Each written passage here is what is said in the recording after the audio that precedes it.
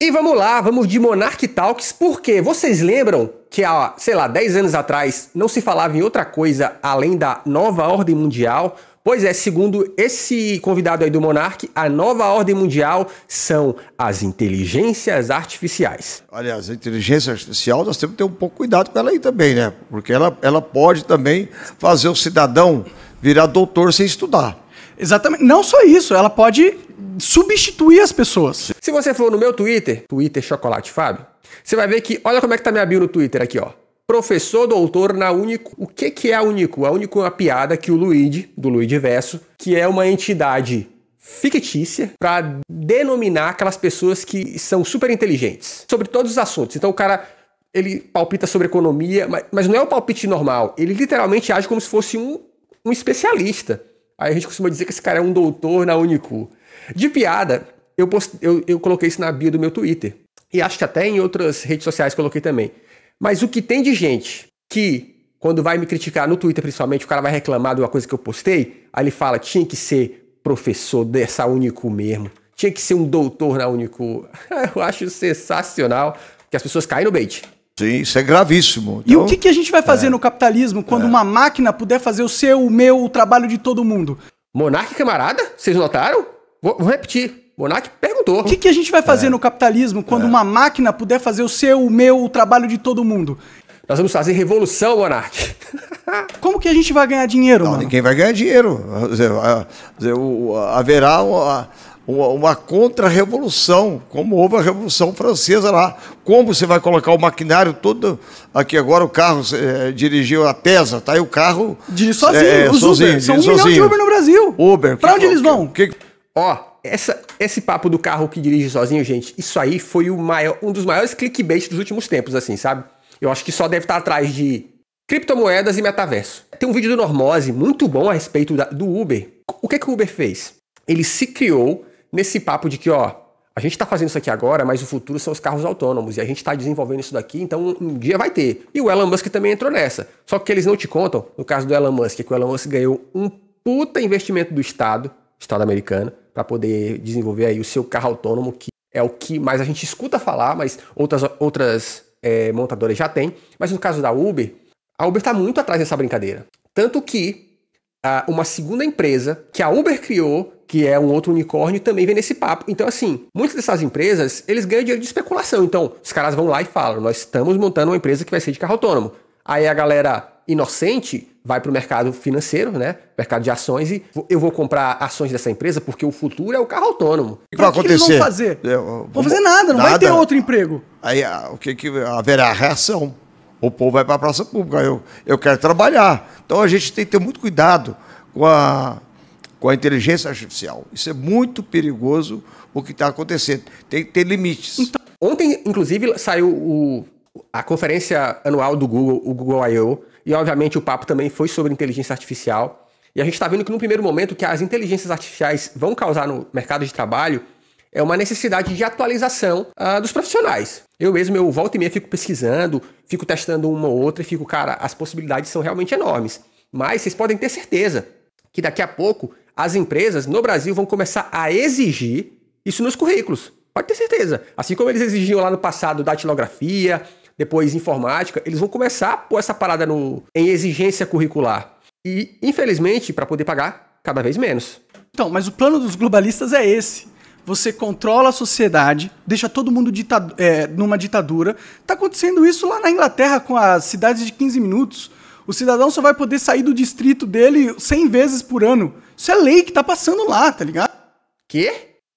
Então, eles estão criando o cenário para controlar a sociedade, para no momento que houver a transição produtiva, porque as máquinas de inteligência artificial são deles. Sim. Mas, na verdade, ó, até fazendo aqui um exercício mais louco, a sociedade sempre foi controlada, ela é controlada. Controlada pelo capital, né? Quem tem grana meio que manda no mundo. Para quando vier, eles vão formar um comunismo. Eles vão cuidar da produção, porque pensa, eles não vão depender do ser humano para novas ideias, que a inteligência artificial ela vai resolver. Então, não. Aí eu tenho divergência. Sabe por quê? Porque o que as inteligências artificiais fazem é um apanhado de informação que elas estão colhendo na internet. Tanto que isso é fonte de debate, porque elas não estão criando de fato, elas estão pegando, pincelando ideias por aí, fazendo uma mistura, um mixer, e aí dizendo, tá aqui, ó, essa mistura. Então, elas não estão criando nada. E à medida que o mundo evolui, ele precisa de novas ideias. A genialidade do ser humano é essa, é que a nossa capacidade de gerar ideias, ela está muito conectada com o universo que a gente vive, com o tempo em que a gente vive, com o contexto que a gente vive. Uma máquina não consegue fazer isso tão bem. Elas estão fazendo isso cada vez melhor? Estão. Mas a capacidade do ser humano de se adaptar, ela ainda é algo extraordinário. Eles vão criar um cerco pra gente e vai nos tratar igual a gente trata o gado. O cara realmente tem que vacinar o gado. O gado não tem escolha se ele vacina ou não. Sacou? E é a mesma coisa que tá fazendo com a gente. Então, é importante que a gente acorde, porque esse é um jogo contra a humanidade. Até eu acho que não, essa palavra comunismo, não existe comunismo. Olha lá, olha que eles chamaram. Chamou o comunismo, como diz o Flávio Dias. Se o senhor é da SWAT, eu sou dos Vingadores. O comunismo chega assim, o comunismo, quando você pensa que não, você começou a falar mal do capitalismo, o comunismo vai crescendo. Quando você menos imagina, ó. Se o senhor é da SWAT, eu sou dos Vingadores. O comunismo chega arrebentando. Não tem jeito, cara. Essa ideia, ela aquece o coração das pessoas. Existem ditadores que querem controlar os seus países. Esta é a realidade. Sim. Porque o comunismo existe. O mundo. Não é só os países. Mundo, a gente está num jogo... Você olha bem, a Venezuela não é comunismo? Não é comunismo, não. Lá é um ditador corrupto, sanguinário. Porque a verdade, gente, é que a gente nunca teve uma experiência plenamente exercitada de comunismo. Por quê? Porque sempre que um país tenta, os Estados Unidos vai lá e... Você vai na Nicarágua, um ditador corrupto, sanguinário. Você vai em Cuba. Eu vou dizer para você aqui, eu li A Ilha, quando Fidel Castro fez a revolução lá, eu queria fazer uma revolução no Brasil. Aí eu fui conhecer Cuba. Pessoal, eu vou conhecer um país maravilhoso, todo mundo vivendo bem. Eu saí de Cuba e fui para Miami. Aí eu voltei capitalista. Disse, olha, eu vou viver nessa porcaria, nessa miséria aqui. Amigo, aí também você também tá de brincadeira, tá de brincation with me. Mas eu entendo o que ele tá falando. É porque assim, gente, ó, infelizmente, a gente cresceu dentro de uma dinâmica capitalista, onde a gente vale o que tem, né? Se a gente não trabalhar, a gente não come. Esse é o mundo que a gente vive. Quando você começa a pensar em um mundo comunista, a gente tá falando de um mundo em que o ser humano vale mais do que aquilo que ele consegue produzir, sabe? Então, assim, você é mais do que o seu trabalho, por exemplo. Tem um famoso ditado, né, que fala assim, que o cara sai da favela, mas a favela não sai dele. O capitalismo também é isso, gente. Eu acho que mesmo que a gente entrasse numa utopia comunista, ia demorar uma geração ou duas pra gente ter uma sociedade completamente mudada. Porque do jeito que tá hoje, a gente ainda é muito refém dos desejos do capital. E nem é culpa nossa, é porque, no nosso caso, a gente que é pobre, a gente que é periférico, a gente vive em condições tão desagradáveis que a gente só pensa numa coisa. Eu quero poder comer melhor, eu quero poder me vestir melhor. E o capitalismo faz uma propaganda muito boa. Que nem ele falou aí, ó, ele foi pra Miami, ele chega em Miami, ele começa a comprar, ter acesso bem mais barato, se ele trabalhou e ganhou em dólar, principalmente, né? Aqueles produtos que aqui custavam os olhos da cara, a referência dele muda. E aí, o problema é que o capitalismo ele faz isso. Ele te convence que essas benesses do comércio é por culpa dele, do capitalismo. E isso não é bem assim, cara. O comércio já existia muito antes do capitalismo. Ninguém quer. Você vê lá, quem é que mantém um Kim Jong-un lá? A China que está mantendo ele lá. E as bombas atômicas. E as bombas atômicas lá. Eles não querem fazer, que vão me Monarque lúcido. entregar para aquele louco lá, para ele ameaçar o planeta. Porque os Estados Unidos não tem bomba atômica também, né? E os Estados Unidos não tem só o maior arsenal nuclear do mundo, né? É o que está acontecendo hoje. Quer dizer, a União, hoje, com a nova ordem mundial, a China, Rússia e Índia. É uma nova ordem mundial. É a nossa esperança, inclusive. Para enfrentar o globalismo. O globalismo. O BRICS é a esperança do monarca contra o globalismo. Por essa, ninguém esperava, hein?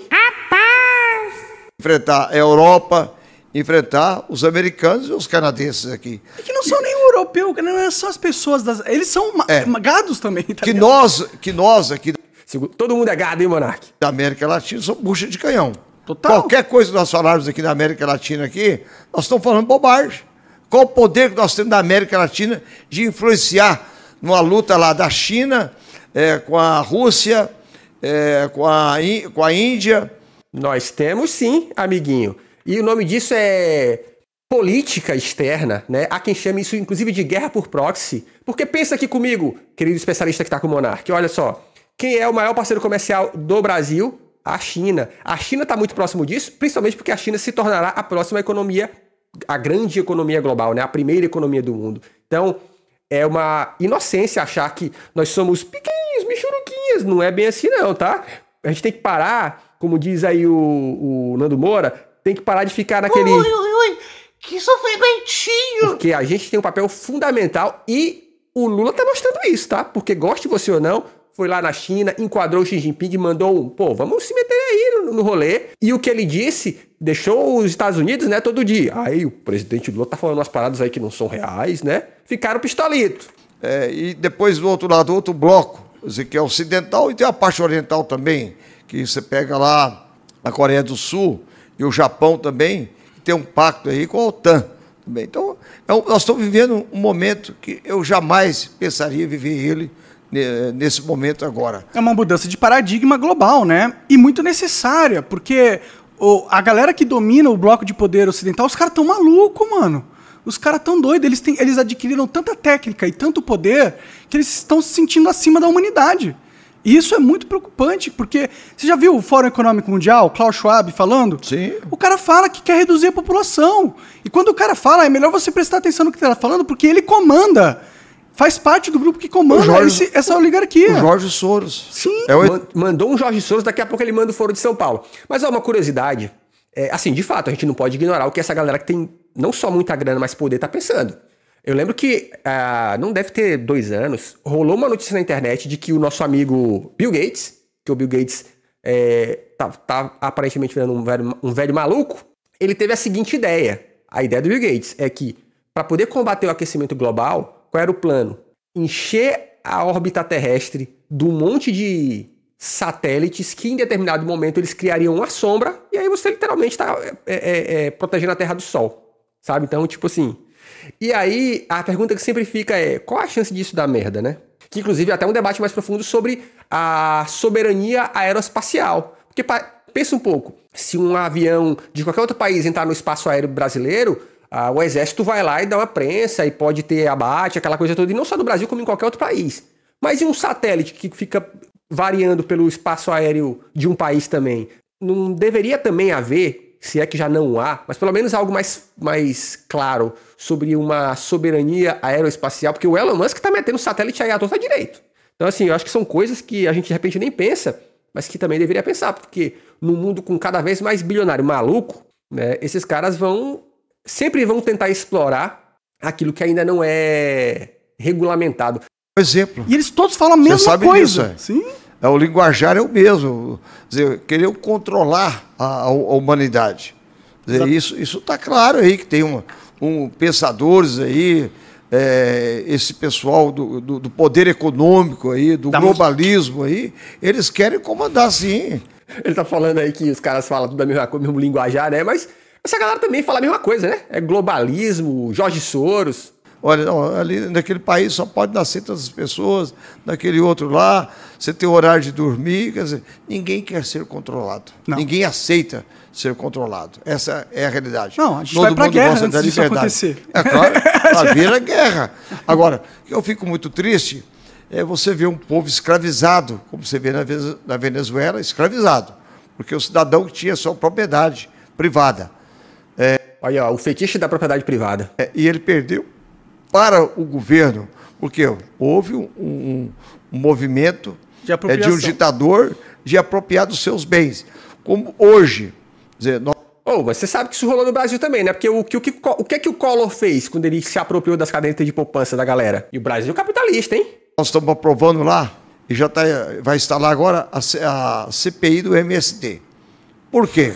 Eles querem invadir a sua propriedade, eu sou radicalmente contra. Você quer ter um movimento, fazer reforma agrária? Não, eles querem invadir terra improdutiva. Isso deve ser, inclusive, o slogan dos caras.